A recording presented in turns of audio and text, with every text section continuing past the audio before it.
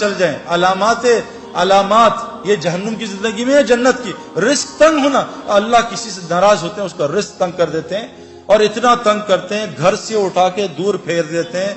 میں جانتا ہوں پوری دنیا کے مسلمان، ماں کہیں بیٹھی ہے، باپ بیچارہ کہیں ہے، بیوی کہیں ہے، بچے کہیں ہیں، خود کہیں بیٹھا ہے، پوری دنیا میں اللہ نے خاندان کو الگ کر دیا.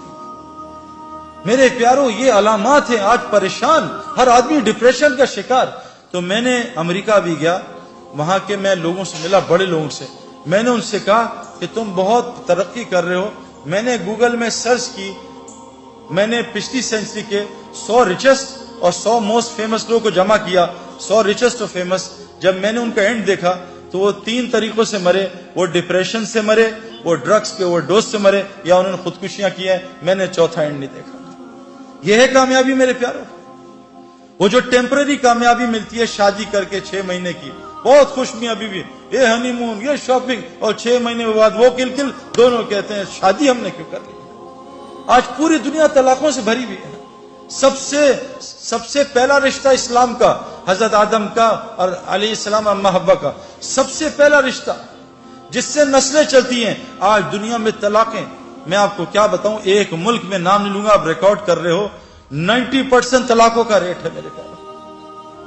ہر گھر میں لڑائی.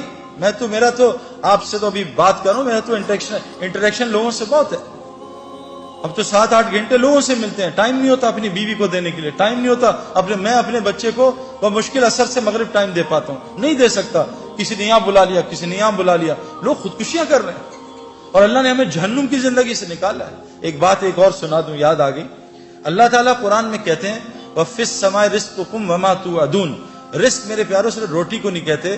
رزق ہماری دنیا کی جتنی ضروریات ہیں اس کو رزق کہتے ہیں. اللہ قرآن میں کہہ رہے ہیں وَفِي السَّمَاءِ رِزْقُكُمْ وَمَا تُوعَدُونَ. تمہارا رزق جس سے وعدہ کیا آسمانوں میں ہے. میں نے 1989 میں غلطی کر کے نادانی میں، بے وقوفی میں نے 14ویں چاند کا جو رات کا چاند ہے، میں نے آسمان میں دیکھا. میں نے دیکھا کیا چاند ہے اتنا بڑا. میں پانی کے پاس کھڑا تھا تالاب میں نے وہاں بھی دیکھا، نیچے بھی.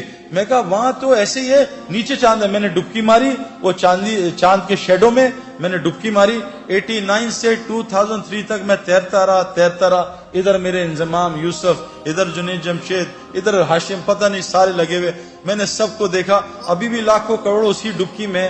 مجھے کسی نے 2003 میں تھپڑ مارا.